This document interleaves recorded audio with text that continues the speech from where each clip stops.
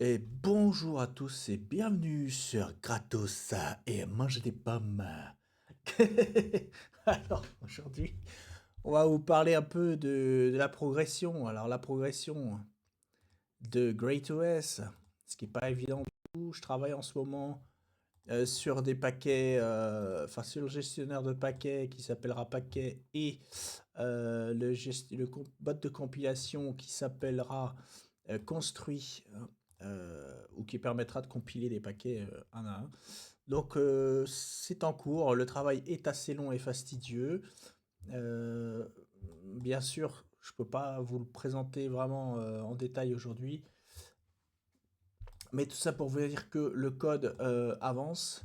Donc j'utilise actuellement, pendant que je vous parle de ça, je peux vous en parler, j'utilise actuellement Z, l'éditeur de code assez nouveau qui intègre pas mal l'IA, puisqu'il y a un panneau IA intégré ici, on peut poser des questions, etc. Bien sûr, ça peut se connecter sur différents agents ou différents robots, etc. On peut avoir du GitHub Copilot. En l'occurrence, si on est connecté sur GitHub, ce que je le suis aujourd'hui, mais en fait, vous pouvez le connecter à n'importe quel LLM et modèle d'IA, par exemple Mistral, Olama, etc. Alors, donc pour votre information, pourquoi est-ce que je travaille sur Paquet et Construit et qu'est-ce qui se passe en fait? Bah, comme je vous l'ai annoncé il y a quelques mois, Gratos n'est plus maintenu. Aujourd'hui, je concentre mon temps libre uniquement au développement de GreatOS, qui sera le nom de la nouvelle distribution. Donc il y a plusieurs choses que je peux vous montrer dès à présent. Je vais aller voir si je peux. Euh, voilà. Alors si je peux vous en parler quelques instants, l'idée.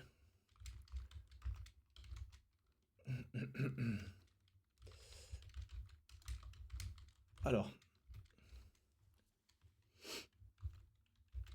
donc l'idée de repartir sur une distribution Linux basée sur Linux from scratch.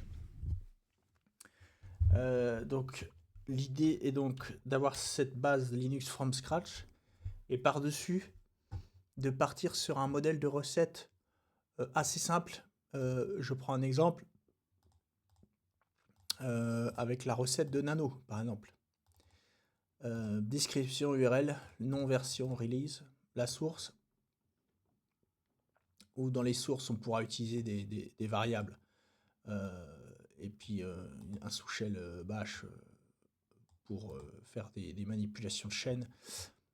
Et puis derrière, bah, en fait, les fonctions build qui seront empaquetées, qui seront permises, on va dire, dans les recettes. Donc il y aura la fonction prepare, si jamais on veut faire quelque chose en amont de la compilation. Ça peut être renommer un dossier, créer un dossier sur le système. Par exemple, certaines recettes nécessitaient il y a quelque temps de créer un dossier dans USR local, bin ou des choses comme ça. Voilà. Euh, Ensuite, la fonction build sera appelée avec un système donc de variables nommées qui seront accessibles. Donc en fait, toutes les variables qui seront définies en dehors des fonctions seront accessibles à l'intérieur des fonctions. Alors ici, donc bon, c'est une recette relativement basique.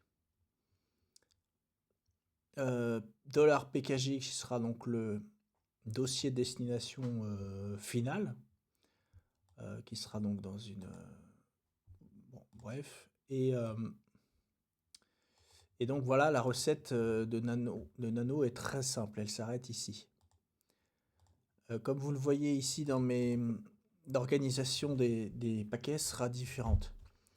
Alors ici ça s'appelle fake src repo parce que tout simplement c'est juste un jeu de données de test qui me permet moi de tester à la fois le gestionnaire de paquets qui s'appelle paquet et en même temps le bot de compilation qui s'appelle construit.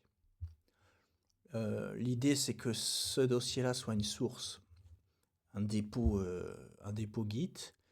Et en fait, à chaque changement, donc là, si je fais git status, je crois que bon, voilà. Donc là, bon, forcément, j'ai pas créé de commit, mais l'idée c'est que quand vous avez un dépôt,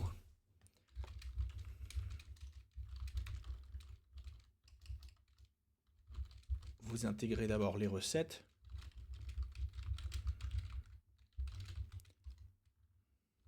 Ah, il veut absolument. On va lui mettre un nom et un mail. Ok. Ok, donc là j'ai intégré toutes les recettes, donc le dépôt n'est pas modifié. Et si admettons Nano passait demain en version 8.4, en fait, comme c'est un dépôt Git, il va automatiquement détecter qu'il y a une modification. Cette modification, vous me direz, ça pourrait très bien être une modification d'un commentaire ou d'une description ou de quelque chose qui n'implique pas une recompilation. À ce moment-là, alors attendez, je dois pas avoir laisse installé.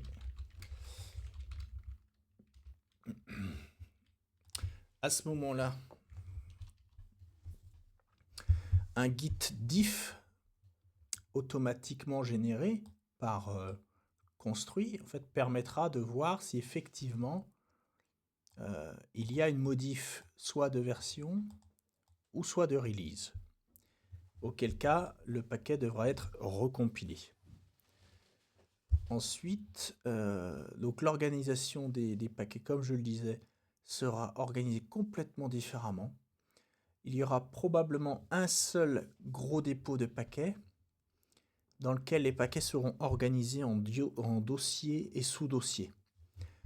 Il n'y aura pas de problématique de doublons ou de choses comme ça. Par exemple, bash, il y aura un paquet autorisé avec le nom bash.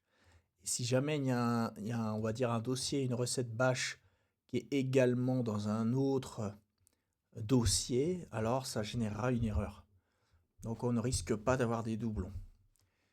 Ensuite, comme pour tout paquet, on va dire, il y aura une gestion des dépendances de compilation. Donc on a ici un exemple avec la recette de ZSH qui dépendra de PCRE. Et donc le bot, lui, de compilation, aura le travail de respecter cet ordre de dépendance et de compiler éventuellement PCRE avant, au préalable, si jamais il n'est pas déjà compilé. L'idée, c'est que derrière un paquet qui se compile, ira déposer un binaire. Un binaire dans le dossier des binaires. Alors ici, ça s'appelle encore une fois fake binary repo, mais l'idée, c'est que ce soit un dossier de votre système, peut-être varlib, bon, on verra encore, je ne suis pas encore formalisé à 100% là-dessus, normalisé, je veux dire. Donc on verra comment on s'organise. Donc je suis en train de tester et en même temps de corriger les différents problèmes que j'ai dans le code, en train d'ajouter des fonctionnalités au fur et à mesure, donc c'est pas forcément évident à suivre et à présenter. Pour l'instant, c'est pas vraiment dans un état utilisable ni présentable, donc je ne vais pas rentrer dans les détails des scripts. C'était juste pour vous donner un petit aperçu et quand même une chose que je voulais vous montrer, je pense que ça peut être intéressant. Alors attendez.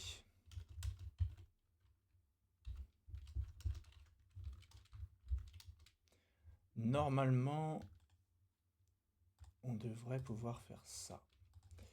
Un petit instant. Voilà. Donc, l'idée du nouveau site, c'est donc qu'il y aura une page d'actualité, une page de news, une page de téléchargement. Donc là, vous voyez que à chaque saveur, on va dire, hein, ce qu'on appelle flavors en anglais, en fait, je fournirai donc une ISO, un lien torrent et en information, on aura une somme de contrôle permettant de vérifier que le téléchargement de votre ISO s'est bien déroulé.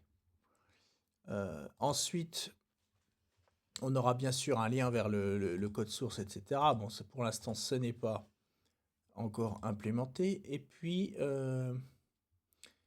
il y aura package. Alors là, pourquoi ça ne marche pas? Alors, c'était censé fonctionner, mais a priori... Ah oui, ok. Petit souci de code. Alors, un petit instant.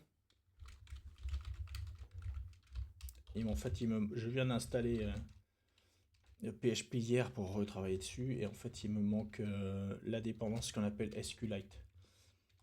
Voilà. Donc, si j'actualise ici, qu'est-ce que ça donne? Ah oui, oui, mais en fait, non. Il faut aussi que je l'active.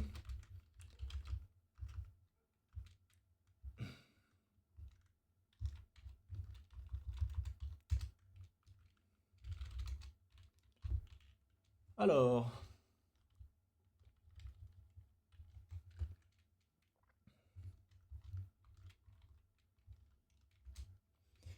essayons. Ça y est. C'est beaucoup mieux. Donc, le principe... Donc, dans Home, j'aurai en fait la liste des paquets récemment modifiés. Ensuite, nous aurons dans la partie news, bon, il pleut, ah, les informations.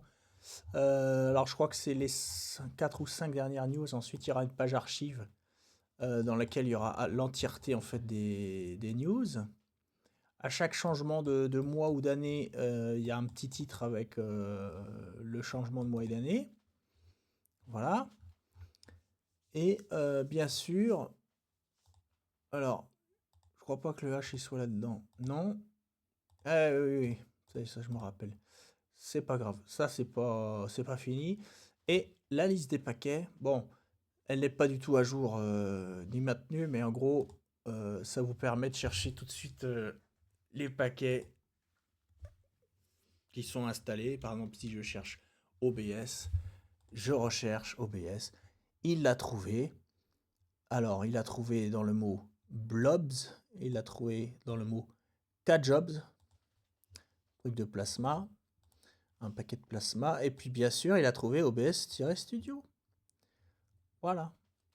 Et donc, le principe est que on puisse avoir une visu rapide de tout ce qui existe ou pas sur le Great OS.